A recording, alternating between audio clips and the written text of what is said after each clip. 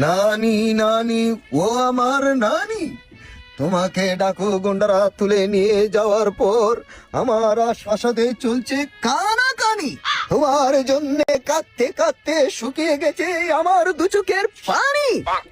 তোমার চিন্তায় কাতর হয়ে এখন আমি করতেছি ডাবা টানাটানি।